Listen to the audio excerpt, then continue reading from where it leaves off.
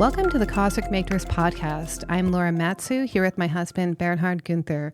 For those who are new to this podcast, we explore the intersection of psychology, spirituality, esotericism, astrology, relationships, and the hidden forces shaping the collective events that we are living through in the world right now. Our intention with this podcast is to help you navigate these transformative times on a practical level, both psychologically and spiritually. We are both psychospiritual coaches and guides, writers, and I'm an evolutionary astrologer. Bernhard is a teacher and author who has been writing, exploring the unseen influences affecting human consciousness on his website, veilofreality.com, for over 20 years now. So whether you're just beginning your journey of awakening or you've been walking this path for years now, we're grateful to have you here. And with that being said, let's dive into today's episode. On this episode, we are going to be discussing the true self, the false self, and finding yourself again. So a lot of people tend to go through life with a strange feeling that the life they're living doesn't align with who they truly are. Maybe on the outside, their life looks completely normal. They have a great career, a relationship, maybe they even have children, and they appear very successful and responsible to outsiders. Yet inwardly, there's a nagging sense that something is missing. They may even begin to feel disconnected from their own life, as if they're just playing a role, going through the motions rather than truly living. They may eventually even begin to notice certain patterns, how they carefully censor what they say because they're constantly worried what other people may think. Maybe they struggle to say no. Maybe they always put other people's needs ahead of their own. And maybe it's at the point they have difficulty even knowing how they feel and what they truly want. They may choose careers, relationships, or their entire life may be based on what will gain them approval instead of what really feels meaningful to them. They may also avoid conflict, struggle with boundaries, and often find themselves in relationships where they don't feel deeply seen. Because the issue is if you're always relating to others through a carefully constructed version of yourself, it's almost impossible to experience true intimacy because people can only connect with the masks that you're allowing them to see. So even though their life may look good to outsiders, deep down they are right. Something is missing. And what is missing is their true self. So how did they lose the connection to who they really are? This pattern often begins so early that we completely forget how it started. It begins when we gradually learn to put aside our own thoughts, our feelings, and needs in order to preserve our attachment relationship to the people that we depended on the most likely our parents. So faced with the choice between preserving attachment to the people we needed for survival and authenticity, being true to ourselves, we almost always will choose attachment. So basically, we learn that being ourselves, saying what we really thought, sharing how we really felt, threatened our safety. So what happens is we built a survival self, a false self, an inauthentic self. We learned to become who others needed us to be. And over time, that adaptation becomes so automatic that we started believing the adaptation was who we really are. And we may have even constructed an entire life around that false self. It may be that the false self was what chose our career because our parents told us it was a respectable job that would gain us financial stability. It may be the false self that chose our partner because they fit the version of ourselves we believed would win us approval in the eyes of others. So you can see from the outside, the life that the false self builds can look good. But inwardly, the thing that's missing is a connection to our true self. And the good news is that the true self can never be destroyed. It may be deeply buried beneath years of adaptive survival mechanisms, but it always remains alive underneath all of that, waiting for the conditions in which it can safely emerge again. And that's what this episode is going to be about. It's about understanding what the true self is, how the false self develops, why it was necessary, and how we can begin the journey of recovering who we were before we learned we had to be someone else. So in the first hour, we're going to explore what the true self and false self are, how some of the most influential thinkers on trauma, attachment, and human development, including Winnicott, R.D. Laing, Alice Miller, Gabor Mate, John Bradshaw, Charles Whitfield, they all spoke about the origins of the false self, and we're going to share all of those perspectives. We're also going to talk about how it develops in childhood through this conflict between attachment and authenticity, how shame, being compliant, and being emotionally neglected shapes our personality. and why we gradually lose contact with our own feelings and identity, and why so many people who appear successful on the outside can still feel disconnected and empty on the inside. And then in the second hour, we're going to shift to healing. So we're going to explore how to acknowledge what happened to us without becoming trapped in blame, the importance of grieving what was lost, how to reconnect with our body and our emotions, and also, most of all, recognize these dysfunctional adaptations that keep the false self alive. We're going to speak about how boundaries, self-compassion are essential ingredients for allowing the true self to emerge again, and how the path through the true self of emergence is through authenticity, embodiment, and safe relationships. So for those who are not members yet, you can become a member and receive access to every second hour to all of our podcasts. We have over 178 episodes now at veilofreality.com/membership. So I'm going to start with a quote, which is a quote that I read like this many years ago, probably over a decade ago. I remember highlighting it, and it really just encompassed what happens and how the true self is lost and how the false self is created. So this is from Charles Whitfield, Healing the Child Within. And he says, quote, "When our alive true self goes into hiding in order to please its parent figure and survive, a false codependent self emerges to take its place. We thus lose our awareness of our true self to such an extent that we actually lose awareness of its existence. We lose contact with who we really are. Gradually, we begin to think that we are that false self so that it becomes a habit and finally an addiction." So first, we're going to define the true self. This has many different names across many different traditions. So I'm going to throw out some. And then also I want you to keep in mind that this is not the end all. These are not all the names that people refer to it as. It's almost like every single tradition has a different name for it. So some people call it the real self. Charles Whitfield calls it the child within. H. Amos calls it our essence, our inner core, the deepest self. Some traditions, spiritual traditions, call it the real I. So whatever we call it, it basically refers to a part of us of who we naturally are before we learned we had to be someone else. So the true self is naturally spontaneous, authentic, loving, accepting, creative. It's our true self that will experience a full spectrum of human emotion. So it can feel joy, grief, anger, fear, without believing that any of those feelings make us defective. So it doesn't suppress emotion. The true self allows feelings to move through us as a natural expression of being alive, of being a human being. And the true self is also capable of healthy assertiveness. So when you're in your true self, you allow yourself to speak up for what you feel, make boundaries, say what you think without excessive guilt. Your true self basically feels fundamentally worthy to express itself, and also trusting that relationships can survive you being honest with them. So because the true self feels fundamentally safe to exist, the true self is playful, it enjoys laughing, creativity, it's affectionate, it's open to intimacy, it doesn't constantly monitor itself, question its actions, overthink things. It simply participates spontaneously, which is a key word, in life. So it's a true self that's also open to intuition and the unconscious, because ultimately, when the true self is open rather than defended, it becomes our gateway to something larger than the ego. So you call that your higher self, spirit, God, a deeper level of consciousness. It's the true self that gets connected to something greater than itself. So reconnecting with our true self is not just a psychological process, it's essentially a spiritual journey. And Jung would call this building the I-self axis. So the I being our personal self, the I am, the true self, connected with the higher capital S self, the higher self, God. Great. So let's talk or define now about the false self. As the name implies, the false self is not who we truly are. It is the personality that we unconsciously constructed as a survival strategy. So inherently, it's nothing bad. It's just what happened in order to survive. And if we want to use Jung's language, we can compare the false self to what he calls the persona, which is the social mask worn by the ego, the little I, as it relates to the outside world, so to speak. Now, the important point is that having a persona or a mask is not the problem. Every healthy human being has one. We all have it. Society obviously requires a certain amount of persona.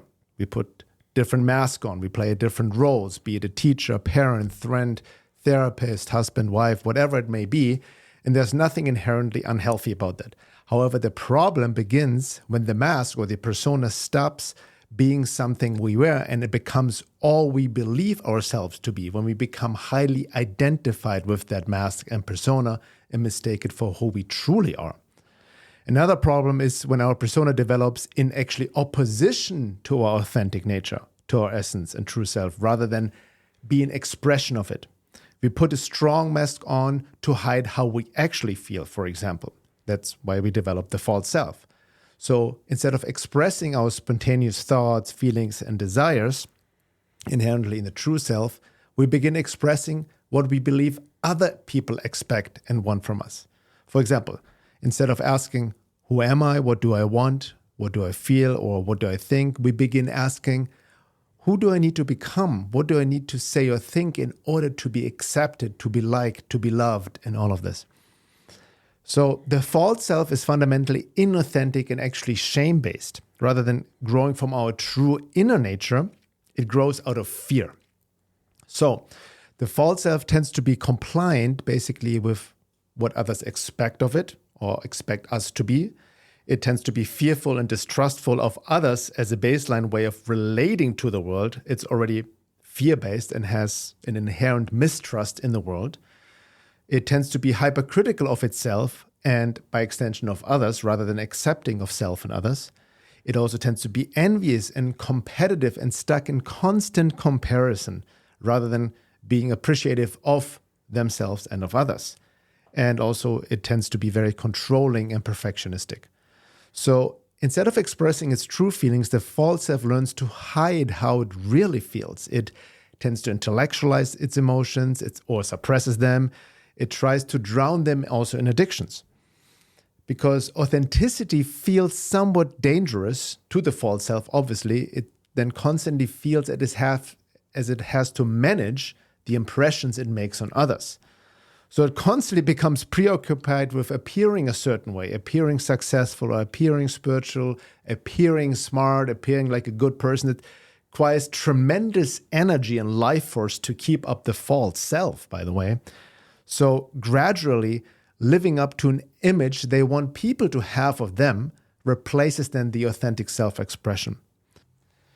The false self also tends to rely heavily on control. So deep down inside, the control strategies it develops are a defense against anyone seeing who we really are or knowing our true feelings. But in trying to suppress these painful feelings that are often driving it, it doesn't simply block the painful experiences it's trying to avoid feeling. It actually blocks also creativity, intuition, and the capacity for deeper relationships with others. So when we become disconnected from the unconscious, we also become disconnected from the deeper source of life itself. And as a result, the false self gradually loses contact with the very qualities that make us feel fully alive, including our spiritual connection with the higher power and the divine and God. Eventually, living as the false self, we begin to feel uncomfortable and numb as though we're living someone else's life. And we may become even so accustomed to living this way that whenever we do express our real self, we feel ashamed or guilty for doing so. And even worse, we then assume that this false self is our true self because the true self has pushed so much into the background under layers and layers of conditioning, programming, and defense mechanisms. Yeah, I think that's the issue is it happens so early on that we actually think the mask is who we are. Exactly. And that's why it can be so hard to uncover. So let's talk about R.D. Laing's concept of the false self. Now we're going to go into what various teachers and authors have said about the true and false self. And they're all going to agree basically, and they're going to say it in different words. So let's cover what Laing said in his work, The Divided Self. So again, the false self develops when we feel our spontaneous, subjective existence is not safe to be expressed in relationship with others. And then what he says is we become divided into two parts, an inner or true self, which is experienced as private, vulnerable, and often hidden, and an outer false self system, which speaks, behaves, and performs the role expected of it. It interacts with the world. And this division is meant to protect that inner self, that true self, from being exposed. But the protection eventually eventually becomes a prison because the true self remains unexpressed, and therefore we never really embody or develop our true self, while the false self increasingly appears to take over as the entire identity. So the false self begins with a failure of recognition, basically. So it's not that just our mother or caregivers failed to notice us, to praise us, to take care of us. It's that they did not recognize us as a separate center of consciousness and will. So in his book, he uses this example of a man named James who says, in quote, his mother never recognized his freedom and right to have a subjective life of his own, end quote. And he felt he was not permitted to possess an inner reality from which his actions could emerge. Instead, he existed as an object within his mother's psychological world. Quote, I was simply a symbol of her reality, end quote. So to be recognized as a person who has its own soul, who has its own consciousness, who has its own will, is more than just being physically cared for, spoken to. It means that another person experiences you as someone who has feelings that are your own, desires that don't match theirs, a right to perceive reality differently, and an existence that is not reducible to the role you play for them. So when a parent repeatedly dismisses the child's feelings, punishes them for how they feel, they treat the child as an extension of themselves, then the child will learn that openly existing as a separate person threatens the relationship. And the only way to maintain that relationship is by pretending to be someone else or who the parent wants them to be. They develop a false self while their real thoughts and feelings retreat inward. So now I'm going to quote Charles Whitfield, and he says, quote, many mothers, fathers, or other parent figures are mentally and emotionally impoverished. A likely reason is that their needs were not met as infants, children, and or adults. They are thus so in need that they tend to use others in an unhealthy and inappropriate way to get these needs met. Anyone in their immediate environment, anyone close to or near them, including infants and children, will be unconsciously used. In order to survive, the child who cannot develop a strong true self compensates by developing an exaggerated false or codependent self. So the mental and emotional impoverishment of the parents then turns into them getting their needs met through the children. It's automatic. So, and this is actually very confronting because it's basically saying that parents who don't know their own selves, who aren't healthily connected with their own thoughts and feelings, will automatically try and get those needs met through the children, and thus denying them to have those thoughts and feelings too.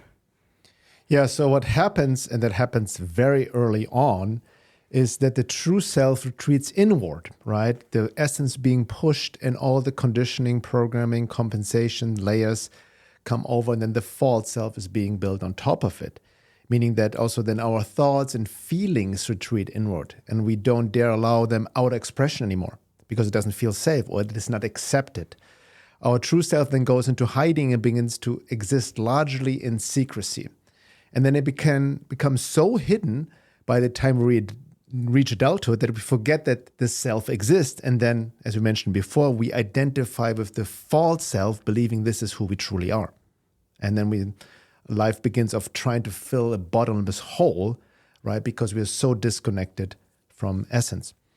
Now, another result is then our outward behavior now gets taken over by the false self. And what Lang calls an alien will is being established, meaning the internalized expectations of our mother now operate from inside of us. And it's mostly on an unconscious level, so we're not even aware of that. What it means that the other person's will has become psychologically installed within us. Even after then the parent is absent, the individual may automatically respond in such a way that they're responding to what their parent would want them to feel, what their parent would want them to say, and they may begin to live a life that their parent would most find acceptable. And again, this happens mostly on an unconscious level. We're not even aware of that. And we may be also overly concerned about who we are in others' eyes. And, when in reality, we're actually looking unconsciously into our parents' eyes, so to speak. So the individual may therefore experience their own behavior as a strangely impersonal, as though someone else is living through them. This is kind of the experience of the false self. And this false self is also based on compliance, meaning it initially forms through compliance with the other person's intentions or expectations. The false self conforms to what or who the parent imagines us to be, so to speak. And it's not that we're just creating a false self from direct commands given to us by the parent, right? This is very important to understand. It's instead we become more hyper attuned even to nonverbal facial expressions, moments when our parents go silent, their moods, and unspoken expectations. That's why it happens very subtle ways and then creeps up on us when we were very young. Now, the false self may take then the form of a child who is quote unquote good, never doing anything else than what one is told, never being a trouble child, never being a bad boy or a bad girl, so to speak. It's important to note that this is not a criticism of being a kind and cooperative child. The question is where it originates. Authentic goodness arises from the person's own values and desire to do so, but false self-goodness is performed because the person is afraid of what will happen if they don't. Meaning the person is not freely choosing goodness, they are performing it toward of rejection, punishment, abandonment, or negative responses from others. Alice Miller also spoke about how the child becomes gifted at sensing the parents. She talks about how some children become exceptionally skilled at reading the emotional needs of their parents. In her book, The Drama of the Gifted Child, gifted refers to a gift in sensing the parents' moods, emotional wounds, their need for admiration and attention, their need for reassurance, and a whole host of unspoken expectations. So the child learns which qualities receive love and which feelings threaten the bond. They become helpful, emotionally perceptive, or high-achieving because these qualities secure parental approval. Now, the child's adaptations to the parent can be mistaken for exceptional maturity. In reality, it was formed by suppressing their own feelings and needs and any parts of them that the parent could not tolerate. So the child then may also become a source of emotional regulation for the parent, meaning rather than the parent recognizing the child's needs as it's supposed to be, the child learns to cater to the emotions of the parent. And this, as a result, then creates a form of conditional self-worth. For example, I'm lovable when I meet others' needs. I am safe when I'm useful. My value depends on what I provide to others. So many of us can have those beliefs. Now, the compliance-based self-worth tends to alternate between states of grandiosity and depression. Grandiosity depends on how much they are achieving and securing admiration in the eyes of others, but then depression emerges when the person can no longer maintain their idealized performance and receive the recognition on which their self-esteem depends on getting. So, which means then that the person may therefore appear confident while having little stable sense of worth, independent of when they gain approval. And that is a cycle that primes them to chase the next achievement, the next source of validation in the same compulsive way an addiction is chased. Yeah, so the false self is both a betrayal and a survival strategy. So it initially helps us survive emotionally, but it betrays our real inner life and it prevents us from becoming who we really are. So we sacrifice authenticity for safety. So we suppress our real thoughts and feelings in order to meet other people's expectations and maintain their relationship. So the issue is that the true self is protected, but it doesn't become expressed. So it remains alive internally, but we are not developing it through real life and relationships. It can actually become very uncivilized because it hasn't had a chance to interact in the world. Because we unconsciously begin to believe if I don't reveal my real self, no one can reject me, no one can destroy it. But that defense eventually becomes a prison. So we created it to protect the true self, but it also keeps it hidden and isolated, eventually even from ourselves. So, it prevents it from being truly lived. And that protection carries a profound cost because we never express our true selves. We never bring it into our relationships. We may have like these little moments in isolation where we can express that true self. We feel special, powerful, creative. But on the outside, we become increasingly incapable of acting anything out that comes from our true self in concrete life. So this is when people would withdraw into what Jung would call the provisional life, a fantasy life. So they always imagine what they'll do and who they'll be and how powerful they'll be, what's possible for them, but they'll never act on it. So one of my favorite analogies that Gabor Mate spoke of was this conflict between attachment and authenticity. So he talks that we have this underlying survival logic when we have two basic human needs, which are attachment and authenticity. So attachment is our need for a relationship, for being seen, attuned to, for feeling safe. The reality is that human beings as models, as mammals, are wired for closeness and wired to be in connection with others, not just physical closeness, but emotional as well. So without safe, attuned, nurturing relationships, as we've seen in the studies in attachment, babies get sick and they die. So we have this intense need linked to our very own survival to attachment.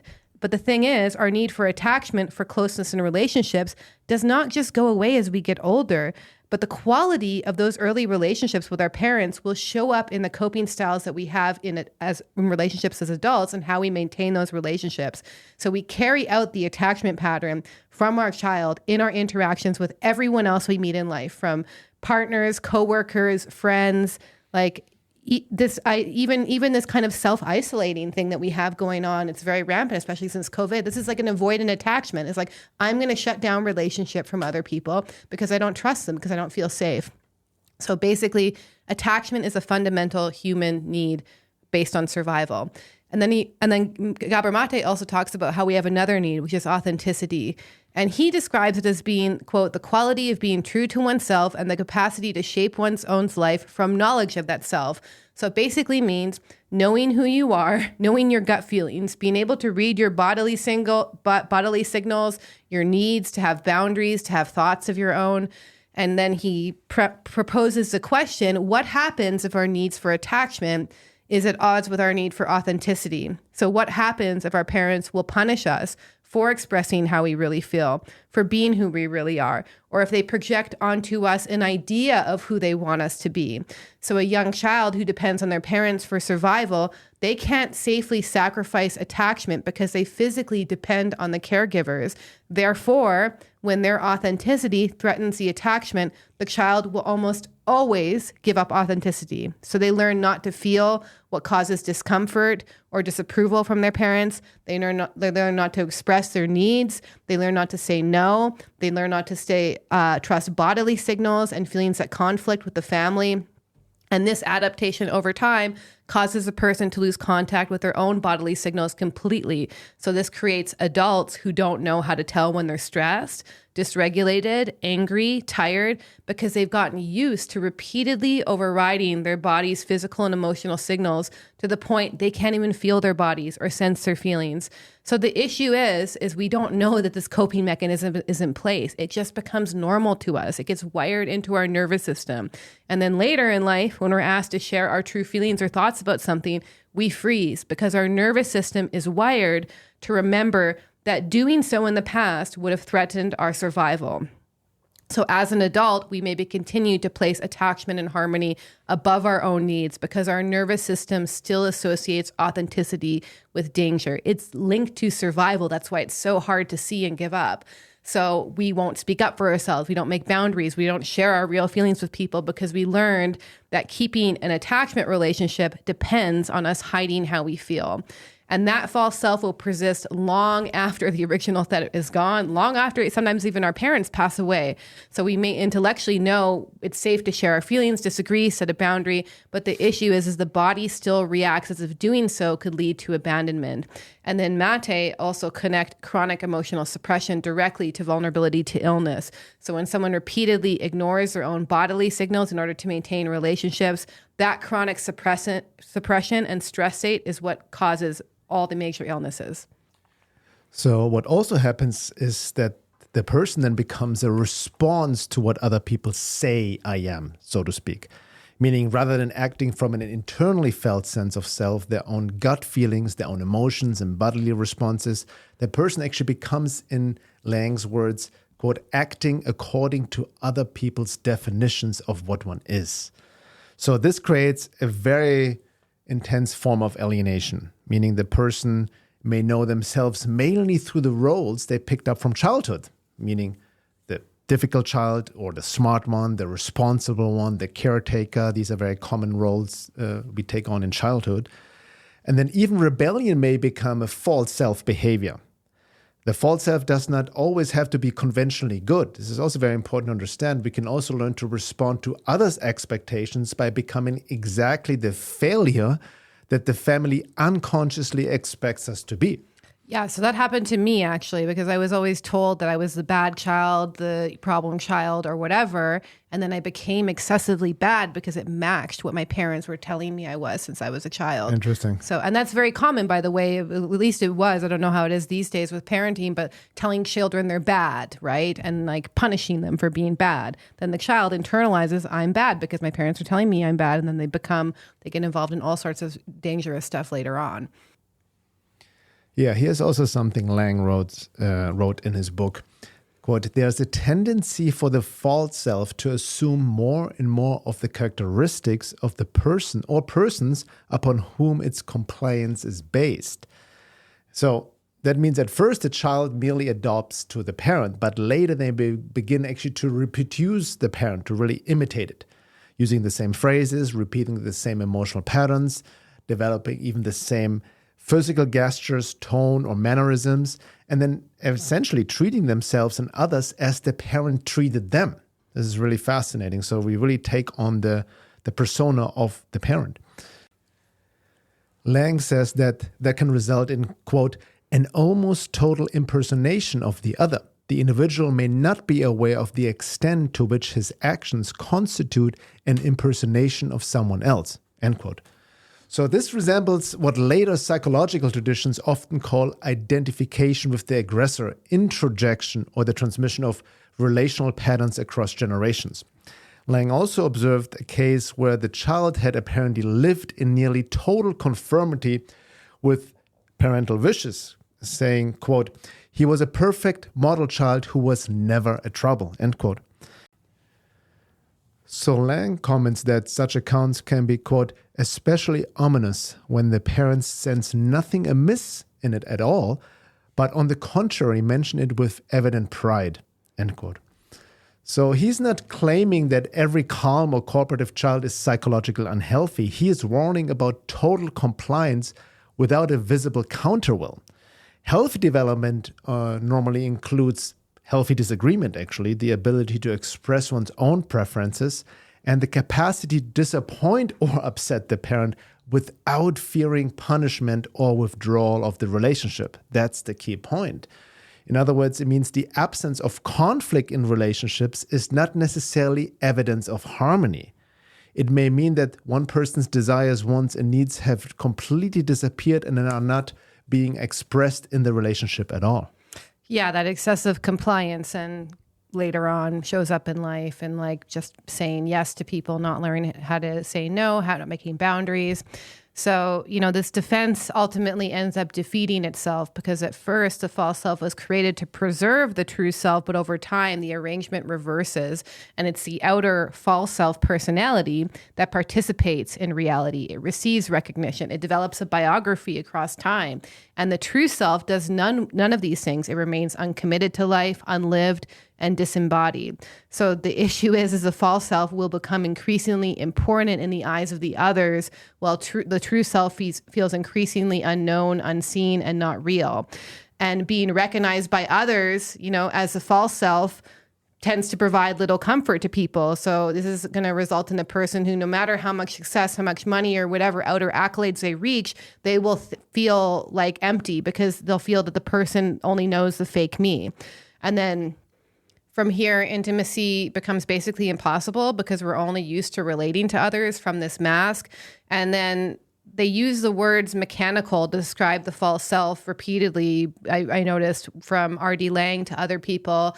That's the false self system. It becomes mechanical. So although we feel very disconnected from life, we forget what we're missing. And the misconception here is that we're not saying all social selves are false. Everyone has to adapt to different social contexts. I have a different way of speaking to Bernhard that I do maybe a client or a friend or a stranger. So we need to be flexible to different contexts. That's like a normal level of social adjustment, right? But the social role becomes part of the false self systems when it is radically disconnected from our own true and spontaneous feelings. It's maintained primarily through fear.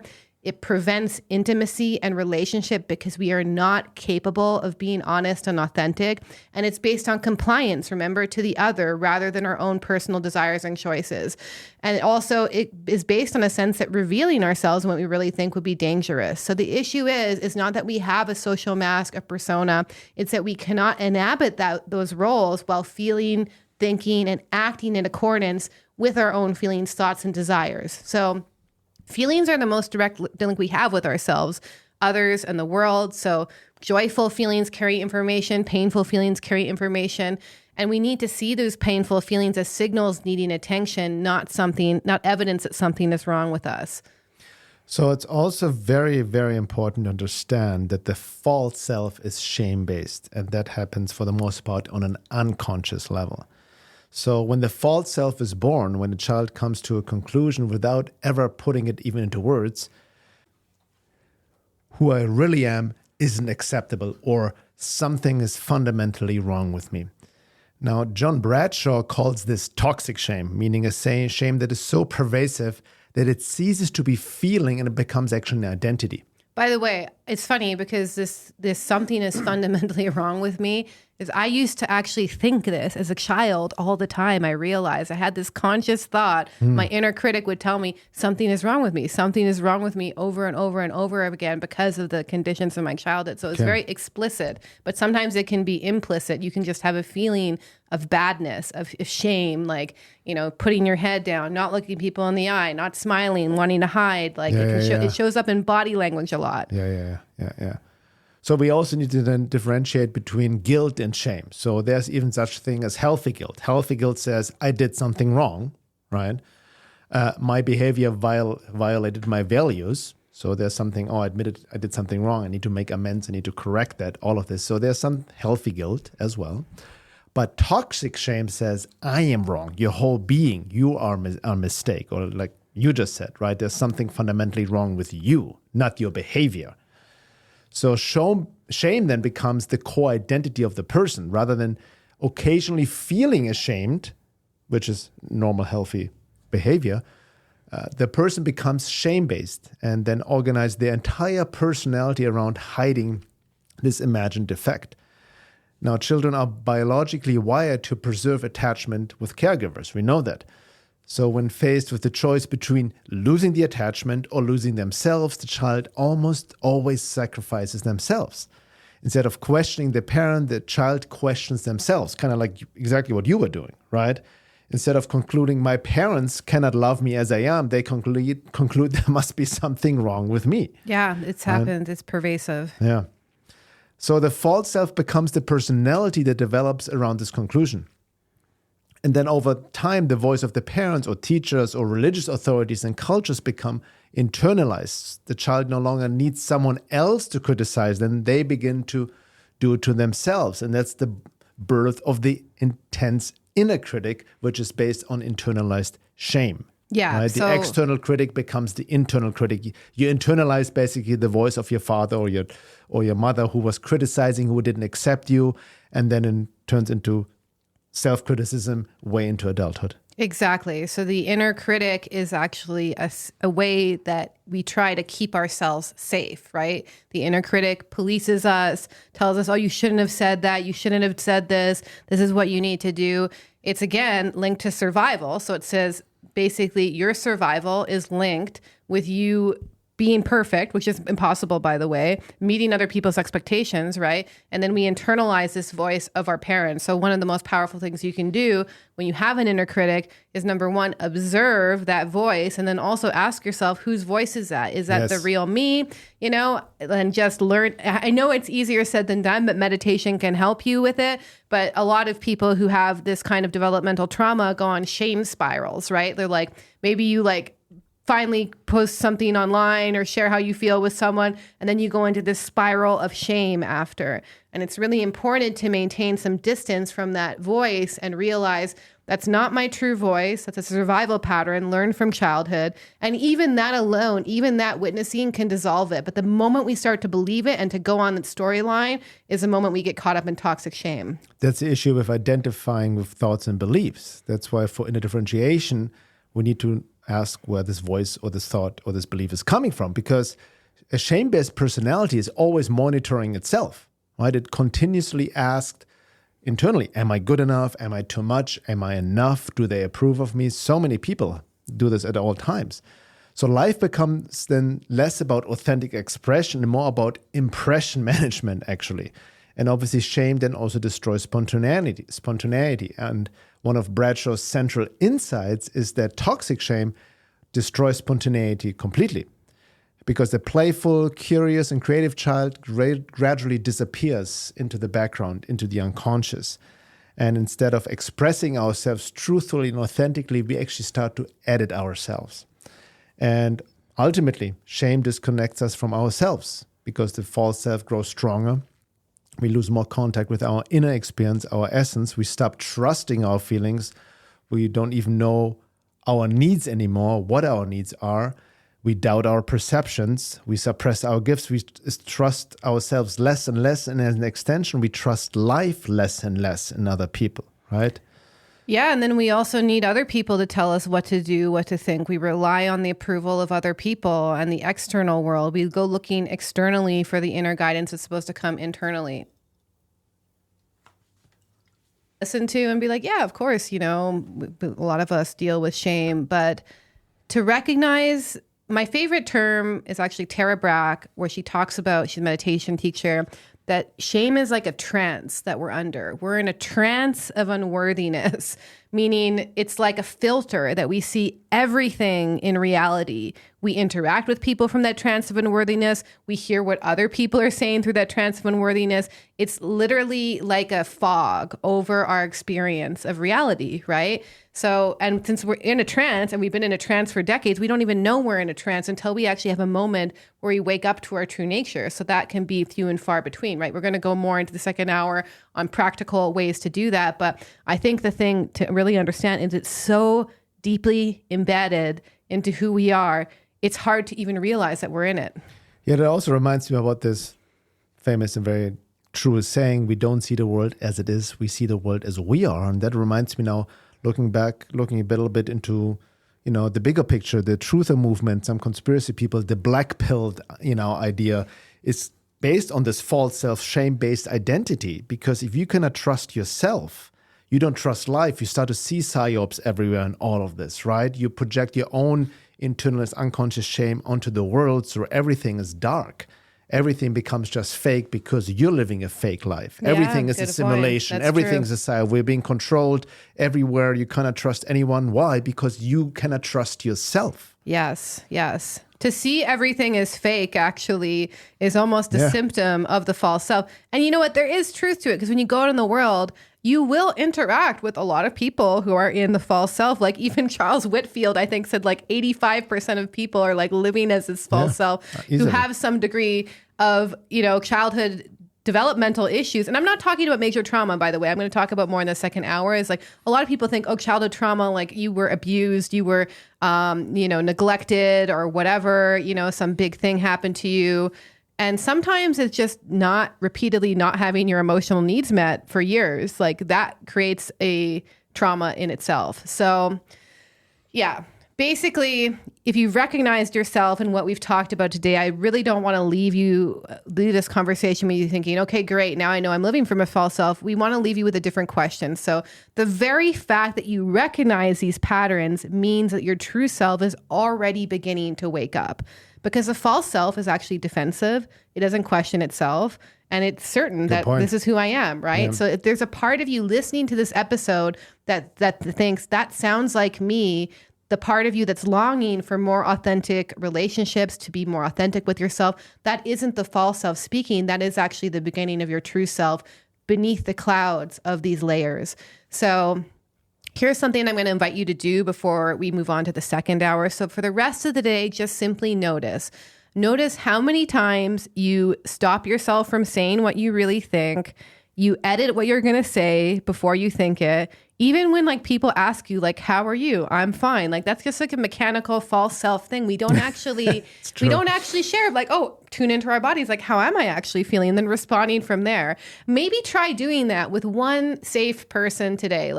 And I'm going to talk more about that because it's really important. We have to have people who we share our true self with in order to get practice with. Because remember, the true self is like not living a life. It's actually hidden while our false self creates the biography in our lives. You can also notice, when do you say yes, even though something in your body contracts or says no? How do you know what a true yes or no feels like in your body? Notice also when you're more concerned about how you're being perceived than communicating how you're actually thinking and feeling. Notice maybe when you're trying to gain approval in a conversation or just create harmony instead of just simply expressing yourself spontaneously in the moment. You don't have to change any of it. I just want you to start to notice that, because awareness is really 80% of the work, and you can't change a pattern that you're not conscious of.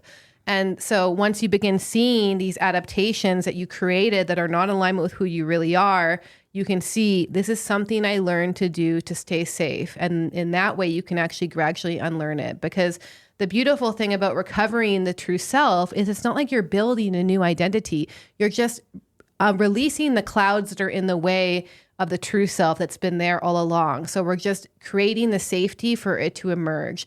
And we can give ourselves that safety by becoming safe people, by becoming attuned to us, by being the ideal parent we never had, by paying attention to our body and feelings and giving that nurturing validation that we may not have received.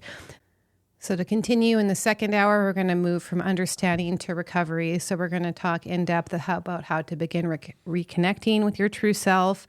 We're going to explore how to acknowledge what happened that caused these adaptations. We're going to talk about how to recognize the dysfunctional adaptations that keep the false self alive and how to work with them.